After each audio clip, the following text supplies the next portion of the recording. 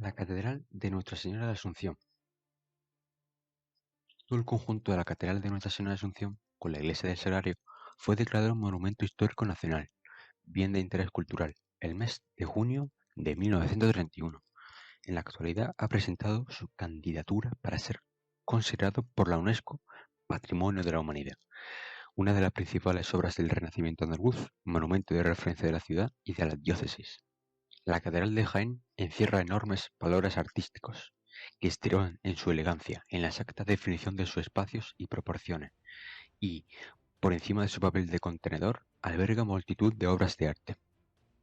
Fue consagrado una vez que la ciudad cae en manos cristianas, en 1246, por el obispo Gutiérrez, bajo la advocación de la Asunción de María. Hay que tener en cuenta que la capital de la diócesis era, en aquel momento, Baeza, hasta que se traslada a Jaén en 1249. La primera catedral gótica de Jaén fue construida sobre una antigua mezquita en el siglo XIV, 1368, y emplazada en la zona defensiva de la ciudad. Sufrió transformaciones durante los siglos XV, XVI, XVII y XVIII.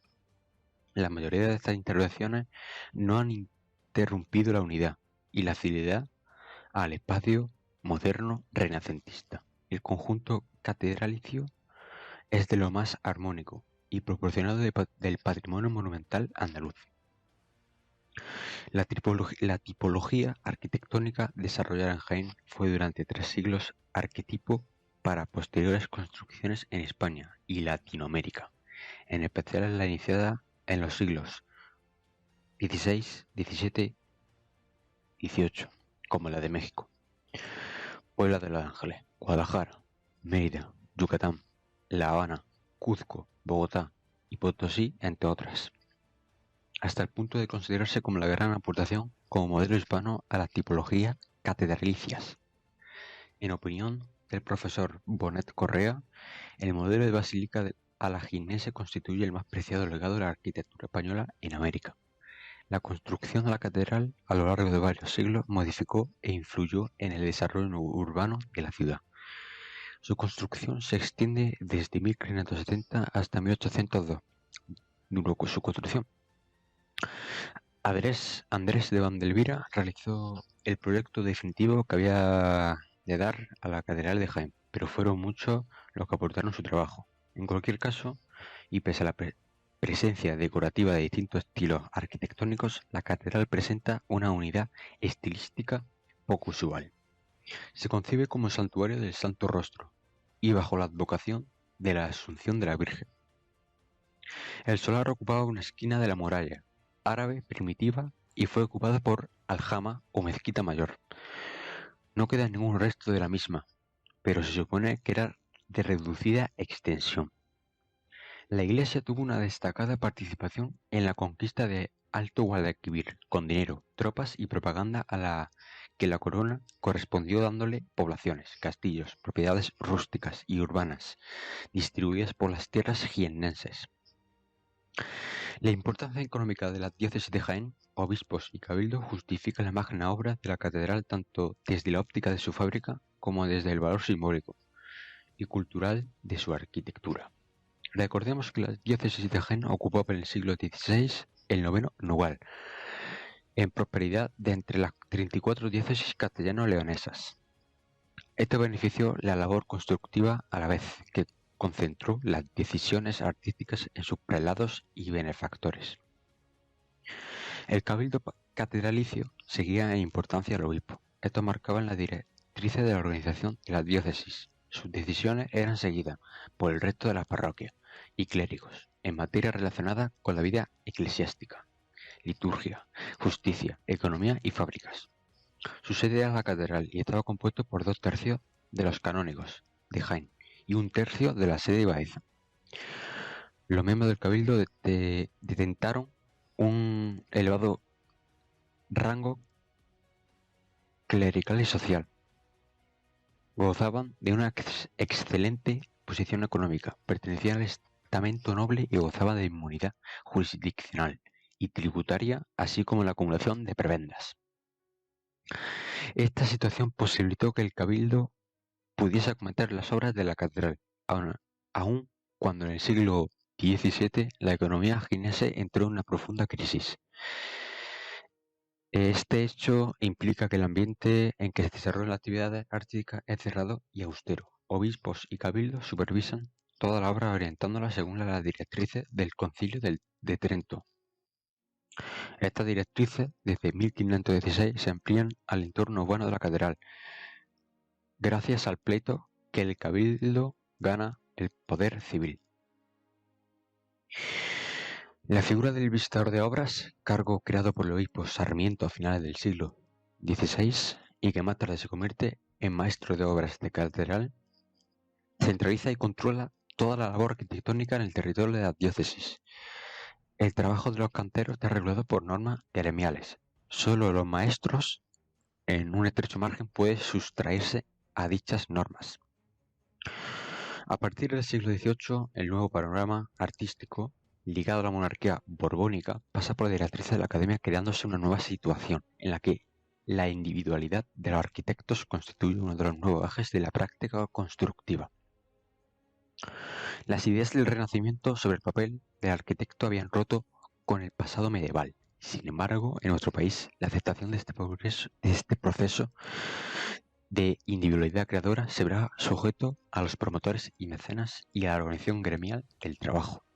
En el caso de la Iglesia ya hemos visto cómo en Jaén el cargo de visitador de obras supedita la labor del arquitecto a las directrices del obispo y cabildo.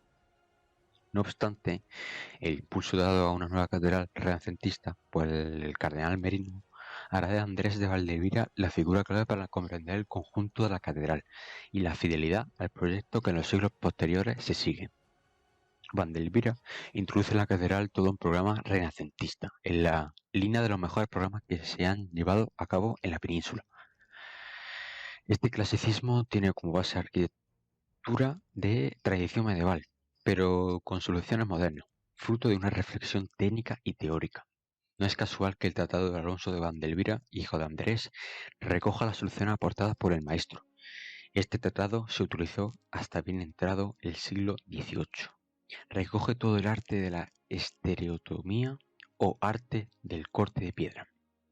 Con ello, la labor del arquitecto deja de ser una tarea gremial y de oficio, para pasar a pensar e idear, con la ayuda de la geometría y aritmética, los espacios de piedra que han de cubrir muros y bóvedas, y a su vez creadores de nuevos espacios arquitectónicos.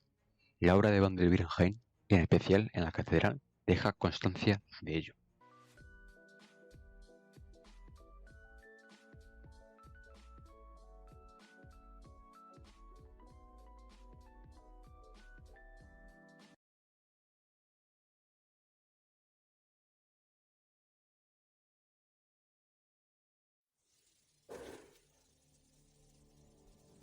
El proceso constructivo.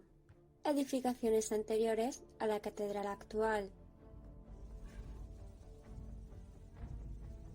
En 1368, el rey de Granada, aliado de Pedro I el Cruel, asalta la ciudad y quema sus templos.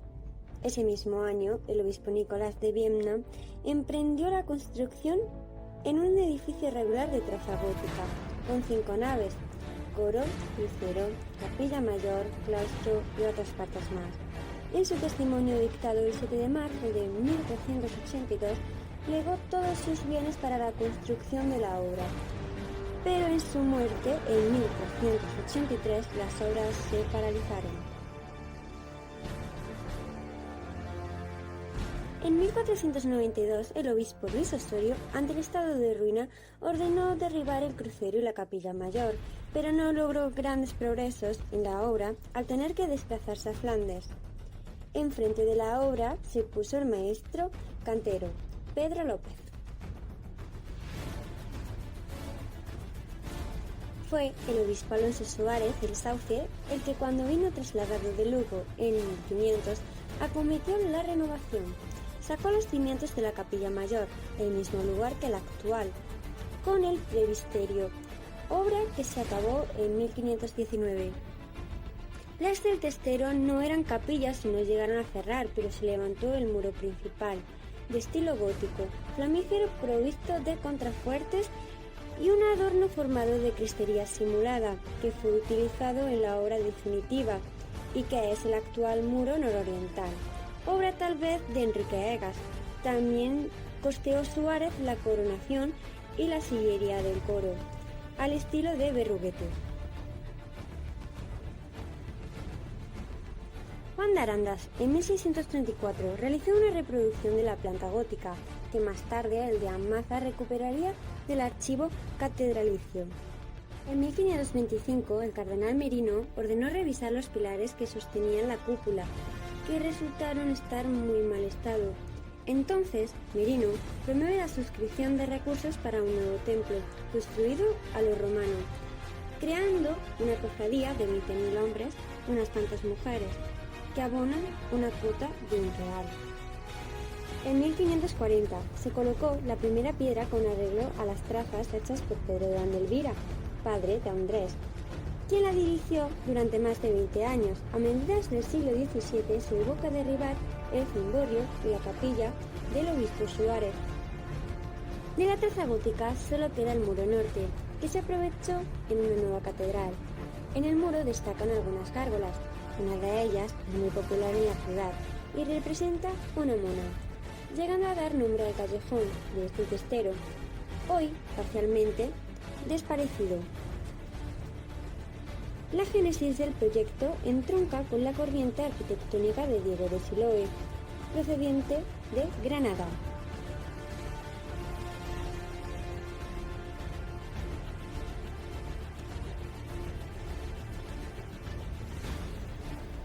La obra de Andrés de Vandelvira.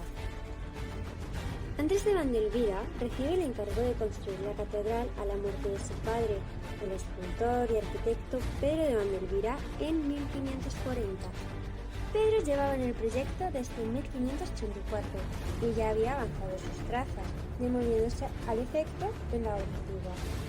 Habían participado también Jerónimo Quijano y Pedro Mariscal. En 1548 adopta el acuerdo capitular de iniciar obras desde el muro de cabecera, que en opinión de algunos explicará la planta rectangular o de salón, con ausencia de fibra, elemento extranjero, por otra parte, a la tradición arquitectónica jiennense.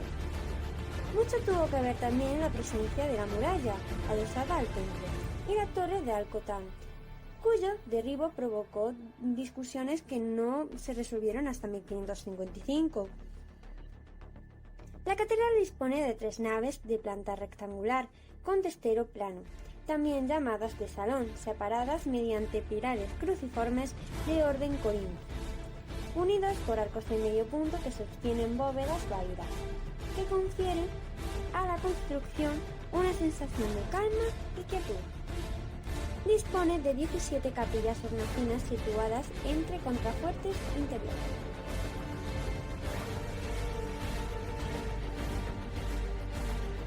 El conjunto recuerda más bien a una plaza de arquitectura civil, subrayando además por el sistema de balcones que recorren los muros por encima de las arquerías de las capillas. Andrés dirigía las obras durante más de 20 años. Nació en 1509, pero durante el proceso previo a su nombramiento había destacado como maestro de obras. A la muerte de su padre, en 1540, recibe el encargo. Bajo su dirección se realizaron la sala capitular, el gran panteón de canónigos, la sacristía, las capillas de la nave sur o de la epístola, que llevan en lo alto la fecha de 1579, y la fachada y la puerta del mediodía. En conjunto, su aportación constituye el cubo oriental de la construcción, que abarca la sala capitular y la sacristía, además de la nave sur y el panteón del sótano, actual museo catedralicio. La sala capitular o capilla de San Pedro de Osma es una de las más interesantes del conjunto por la armonía y la elegancia de sus proporciones. Se accede a ella a través de la capilla de Santiago, que da paso a una atesla cuadrada. La planta es rectangular, de 14 por 7 metros. Destaca en ella la bóveda del cañón sustentada sobre las capillas jónicas. El retablo del altar procede de la catedral antigua y presidia la capilla en la que se reunía el cabildo. Está dedicado a San Padroeros y la obra es de Pedro Machuca, a principios del siglo XVI. La tabla central representa al Santo Obispo y está recreado por las figuras 4 apóstoles y encima por la Virgen. El friso, abajo, aparecen los 4 evangelistas y el retablo es coronado por un medallón circular que contiene la imagen de la Verónica, mostrando el Santo Rostro.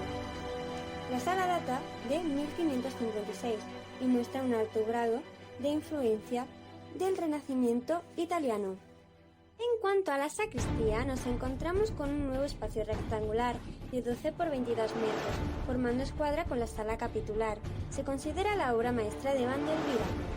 Se accede a través de la antesacristía, cuadrada, que sirve además de distribuidor al panteón, y la escalera a la de la galería superior. Cuenta con 16 arcos sostenidos sobre fragmentos de entablamiento, que se apoyan a su vez sobre columnas corintias pareadas. La arquería se remata con una cornisa en la que de nuevo se apoya en una segunda arquería, reproducción de la de abajo. La cubierta se remata con una bóveda de medio cañón, con decoración geométrica. En ella encontramos un retablo relicario.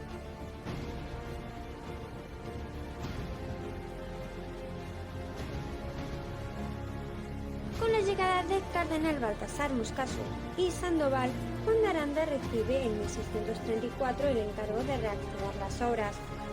Juan era sobrino de Ginés Martínez de Aranda, maestro de la Catedral de Santiago de Compostela y natural del castillo de Lopubín, con experiencia de las catedrales de Córdoba y Granada, lo que le convertía en el conocedor del clasicismo de finales del siglo XVII, muy influenciado por el manierismo.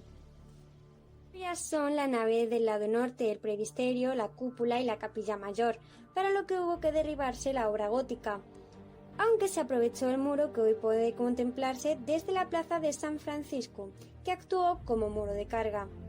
También dejó determinadas las naves hasta los últimos pilares del coro hacia 1654. Juan de Aranda siguió fielmente el proyecto arquitectónico de Van der Weyden, del que solo alteró elementos decorativos manieristas y la cúpula del crucero. De sus obras destaca la portada norte dedicada a la Inmaculada, de 1641, concebida como un retablo, con un conjunto de columnas y pilastras en la calle inferior, las figuras de Salomón y David en la intermedia y la hornacina central de la Inmaculada, rematando el conjunto. En cada extremo tiene 2 escudos, con las armas de la catedral y las del obispo Moscoso y Sandoval. El crucero es de rica decoración y detalles. En el fondo se ve parte de la capilla mayor, donde se halla la reliquia del Santo Rostro, la Virgen de la Antigua y los cuadros de la Visitación, atribuido a Tiziano, y a la Anunciación de Benvenuto Cellini. Sobre el mismo se alcanza la cúpula, con linterna y apoyada en pechinas. El tambor tiene un diámetro de 12 metros y medio y en total alcanza una altura de unos 50 metros. Las pechinas se decoran con relieves de San Miguel, Santiago, San Eufrasio y Santa Catalina. El tramo comprendido entre el crucero y la capilla mayor es de presbiterio. Se eleva sobre unas gradas para colocar la mesa del altar mayor, que queda así exenta. Las gradas son de mármol rojo y el altar de mármol blanco, con embutidos en rojo, y data de 1657, siendo obra de Pedro Portillo y López de Roxas. Pedro Anal será el autor de Tembemáculo, que se apoya sobre esculturas de Juan Adán y Alfonso Giraldo, facturadas a finales del siglo XVIII.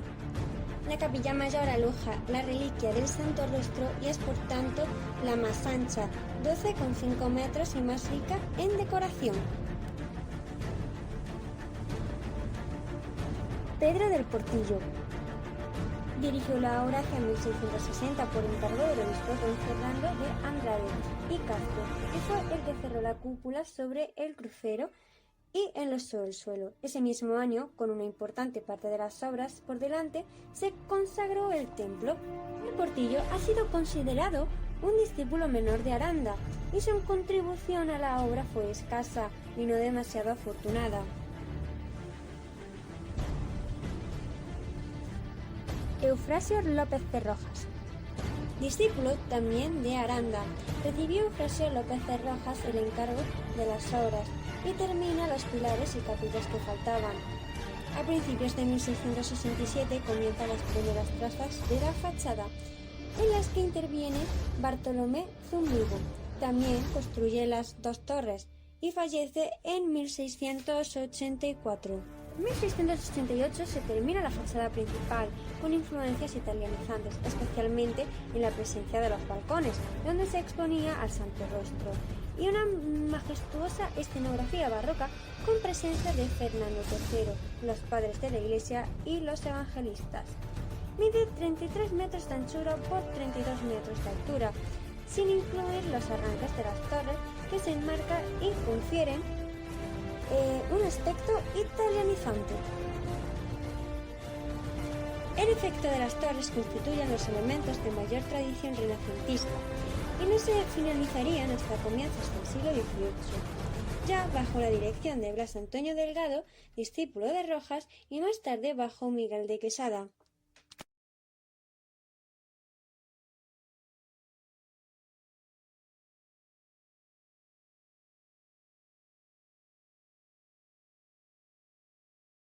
El exterior, portada sur, 1560 a 1570.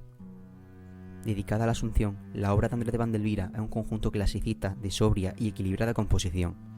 Ocupa el espacio de un gran arco rehundido, estructurada en dos cuerpos. El primero, flanqueada por dobles columnas toscanas, sobre un podium, que dejan entre ellas capillas hornacinas, y enmarcan un arco de medio punto con ménsula en la clave sobre el que descansa un entablamiento con friso, con trilifos y metopas. Esta decorada. El cuerpo superior sitúa en el eje central un alto relieve con la imagen de la Asunción, enmarcado por dobles columnas jónicas, que dejan dos hornacinas. Entre ellas, entablamiento liso y frontón triangular, coronado todo ello por un óculo, que remarca el eje de simetría de la portada. En su estructura y composición, recuerdan las fachadas del Siloé y el Salvador de Úbeda. Portada norte, 1641. Dedicada a la Inmaculada, es obra de Juan de Aranda. Al igual que la anterior, ocupa un gran arco rehundido y se estructura en dos cuerpos, a modo de retablo. El primero de ellos, por columnas corintias y tras pilastras, que enmarcan un arco de medio punto con ménsula en la clave, sobre el que descansa un entablamiento resaltado, con friso de decoración manierista de tipo vegetal. Sobre la cornisa se dispone el cuerpo superior, cuyo motivo central es una hornacina, donde se coloca la Inmaculada, enmarcada por estípites manieristas y rematada por un doble frontón con jarrones y escudos de la catedral y del obispo mocoso. Sobre podium aparecen las figuras exentas de Salomón y David. Corona la portada en su eje central un gran óculo. Fachada principal, 1677 a 1688. La fachada de la catedral de Jaén está concebida como un retablo de piedra, que para algunos autores recoge el espíritu del Concilio de Trento. Se comenzó a construir en el año 1667, bajo la dirección del arquitecto Eufrasio López de Rojas. A su muerte en 1684, le sucedió en la obra su discípulo, Blas Delgado, concluyéndose en el año 1688. Precedida por una lonja rectangular cerrada en una verja de hierro forjado según diseñó Manuel Martínez Rodríguez en el 1800. Tiene unas dimensiones de 33 metros de ancho y 32 de altura, sin contar la estructura de las dos torres gemelas que la enmarcan. El acceso al interior del templo se hace a través de tres puertas organizadas de forma simétrica a partir de su eje central. La principal, situada en el centro de la fachada, es la denominada Puerta del Perdón. A su derecha, la Puerta de los Fieles, y a su izquierda, la Puerta del Clero. Sobre ella hay tres relieves, siendo el de San Miguel el que aparece sobre la Puerta de los Fieles, el de Santa Catalina, patrona de la ciudad, el que vemos sobre la Puerta del Clero, y el de la Asunción de María, a quien está consagrada la catedral, sobre la Puerta del Perdón. La de San Miguel y la Asunción son obra de Julián Roldán, y el de Santa Catalina, de Lucas González. Su estilo está dotado de la teatralidad barroca con clara intencionalidad didáctica. La secuencia del entablamiento queda interrumpida por 5 balcones con arco de medio punto. La puerta del perdón la custodian 2 hornacinas que acogen las imágenes de San Pedro y San Pablo. Le dan marco 4 columnas que simbolizan los principios de la fe. Esta puerta solo se abre en ocasiones especiales de gran solemnidad y en los jubileos. También en casos excepcionales, como sucedió en la Navidad del año 1821, cuando el viento causó desastre en la ciudad. Sobre el dintel de relieve que representa la Asunción de María, se abre un balcón que ocupa el centro simétrico de otros cuadros. Este es el llamado balcón del Santo Rostro. Sus dimensiones son mayores con respecto a los demás. En su dintel, 2 ángeles sostienen el escudo de la faz del Salvador. Desde ese lugar se impartía la bendición a los fieles el día de Viernes Santo y el de la Asunción de María. También es desde donde se muestra la reliquia. Sobre el balcón, ocupando el plano superior, la figura pétrea de San Fernando III, el Santo, conquistador de Jaén, esgrimiendo una espada contra el enemigo en una mano y el orbe en la otra. La puerta de los fieles tiene sobre su dintel la imagen de San Miguel, jefe de los ejércitos celestiales, vencedor de Satanás y protector de las almas que son tentadas por el demonio. Eso lo convierte en el guardián por excelencia de la entrada, por la que los creyentes accedían al templo. Viene a simbolizar el triunfo de la fuerza del bien sobre las del mal, el de la Iglesia sobre su enemigo. Dentro de la catedral, San Miguel tiene una capilla consagrada a él y a la Virgen del Alcázar, así como otra alegoría en pintura y en retablos. La puerta del clero está coronada por el relieve de Santa Catalina, patrona de la ciudad de Jaén. Según cuenta la leyenda, cuando Fernando III estaba dispuesto a abandonar la conquista de la ciudad, se le apareció la santa, animándole a continuar la lucha. Poco después, Alamar rindió la plaza. La curia, en un nivel más elevado de espiritualidad que los fieles, tal vez más fuertes frente al pecado, no acceden bajo la protectora figura de San Miguel, sino asociándose a los valores de castidad y fidelidad de Santa Catalina, cuya imagen vemos sobre esta puerta. Como ya hemos descrito, el primer cuerpo horizontal de la fachada se enmarca en las columnas simbólicas de la salvación, dando cabida a las 3 puertas de acceso y a 5 balcones. Todo ello ordenado de forma simétrica a un eje central, en el que se localiza la puerta del perdón, sobre la que vemos el relieve de la Asunción de María, bajo cuya advocación está consagrada la catedral, el balcón de Santo Rostro, con el blasón de la reliquia que se guarda en el templo. Sobre estos elementos, la figura de San Fernando, conquistador del reino de Jaén a los infieles, y propicinador, por tanto, de la construcción de la catedral. San Pedro y San Pablo, padres de la Iglesia, refuerzan la idea de triunfo de la cristiandad. Una balustrada cierra este espacio de connotaciones celestiales, permitiendo la colocación de 9 esculturas dentro del ámbito del mundo terrenal, realizadas por Julián Roldán. Las 9 figuras del cuerpo superior se presentan reafirmando la identidad de Fernando III como artífice de la catedral. Los 4 evangelistas, Mateo, Juan, Lucas y Marcos, nos confirman la santidad del rey batallador, dentro de un ámbito de entidades sacralizadas, pero encarnados en seres mortales. En ese mismo rango, las figuras de San Ambrosio, San Gregorio, San Agustín y San Jerónimo completan el conjunto de las 9 imágenes de ese nivel. Estos 4 obispos, doctores de la Iglesia, representan la lucha incansable contra la herejía que rompe la unidad espiritual. San Ambrosio, portando en su mano la Iglesia, la supremacía de la teología católica y su renovación de fe permanente. San Gregorio Magno, con la tiara papal, el arrepentimiento ante creencias erráticas en favor del ascetismo cristiano. San Agustín, con un tratado de teología, la universalización de la ideología cristiana a través del apostolado. San Jerónimo, con la Vulgata. La mezcla de estilos resultantes de su larga fase de construcción ha dado como resultante una extraña, aunque armoniosa mezcla entre barroco y renacimiento, con la complejidad que eso implica a la hora de hacer su interpretación simbólica. Su figura presentan seres divinos, Santa Catalina, San Miguel, inmortales, doctores de la Iglesia, el rey Fernando III, etc., así como alegoría y el blasón de su reliquia, escudo del Santo Rostro. El cielo y la tierra, el poder y el vasallaje, la gloria y el infierno. También se contemplan los fundamentos de la fe, sustentados en la Sagrada Escritura que llevan los evangelistas. La tradición de los padres de la Iglesia, que vemos los 4 doctores, y el apostolado, ejemplarizado en San Pedro y San Pablo. Las torres. Enmarcando la fachada, 2 torres semejantes entre sí, culmina la espiritualidad del templo, dándole su identidad renacentista. Contrasta con la abigarrada horizontalidad de la fachada, concebida, como hemos pautado antes, a forma de retablo barroco. Arrancan de una planta cuadrangular y se elevan sin adorno hasta llegar al primer cuerpo. Se organizan en 5 niveles que van aumentando progresivamente en complejidad arquitectónica y decorativa. El primero, a nivel del suelo, hace gala de austeridad absoluta, al igual que el segundo, que solo cuenta con un pequeño balcón cerrado con una sencilla baranda de hierro. En el tercero, coincidiendo con las 9 figuras de la fachada del retablo, se rodean elementos ornamentales, superpuestos en la fachada. El siguiente nivel se corona por una balaustrada que rodea su perímetro. En cada una de sus 4 fachadas tiene 3 huecos con arcos de medio punto que permiten ver las campanas que se alojan en su interior. El quinto y último nivel tiene planta octogonal, rematado en cúpula semisférica, adornándose cada uno de sus lados con huecos de luz, con arcos de medio punto. Sobre la cúpula podemos ver una cruz sobre esfera, en hierro forjado.